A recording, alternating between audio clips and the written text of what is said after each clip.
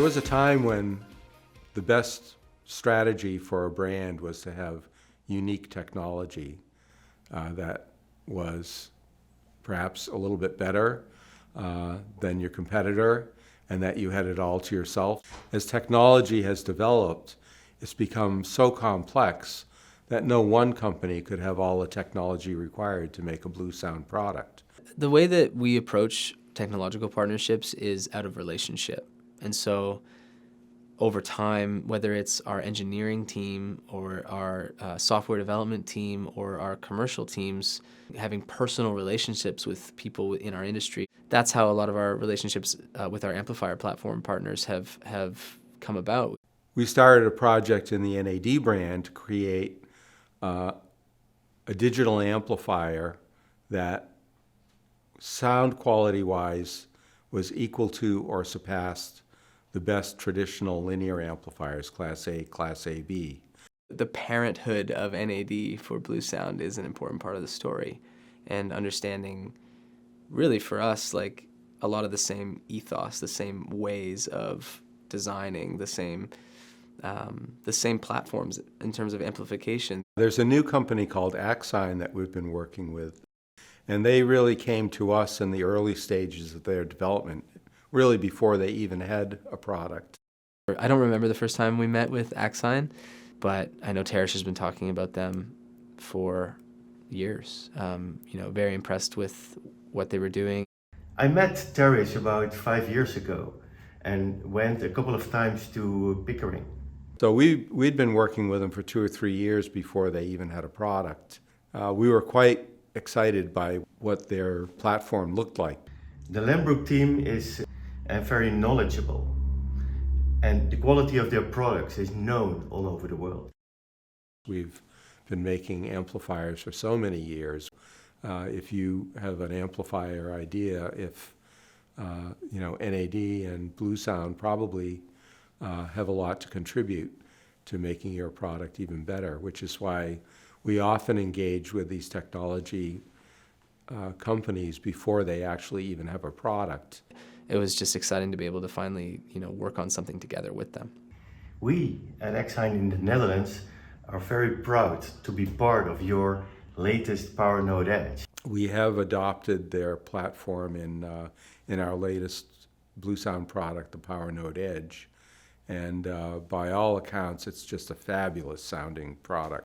In Bluesound, we've had different amplification technologies that we've used. We've relied on a hybrid digital for many of our products. The main reason that Bluesound adopted HypeX as an amplifier platform in our Power Node product was standing on the relationship that NAD had with HypeX in the past. It started off with Bluesound looking for a small, affordable, yet perfectly sounding power amplifier platform. They had hired a brilliant young engineer named Bruno Putzis, who had worked at Philips and developed something called the Universal Class D amplifier. We were talking about creating a high-performance 2-channel streaming amplifier. We had to be looking at this hybrid digital platform, these HypeX modules, as a possible solution. With this module, we were able to help Bluesound reach their ambitious goals, and couldn't be more proud and grateful to be part of this success. But that's the HypeX story, and we've got a great working relationship with those folks. Just like us, they believe that good sound should be accessible for everyone. We share the same philosophy and passion. So one of the problems in early days of downloads and streaming is that you might pay extra for a high-res file, and it turns out it was just an upsampled low-res file. And you had no way of knowing, was this an upsampled low-res file, or was it really the master tape? Well, when we started MQA, obviously there was a lot of interest in what we were promising, which was the way to bring real high resolution with authenticity to the market.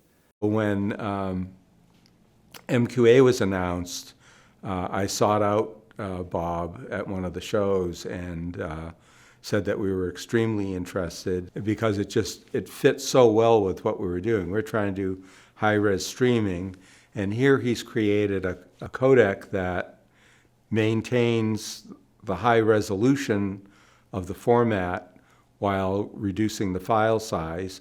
And that led a lot of our early licensees to be what we would call really high-end companies making quite expensive products in smaller numbers.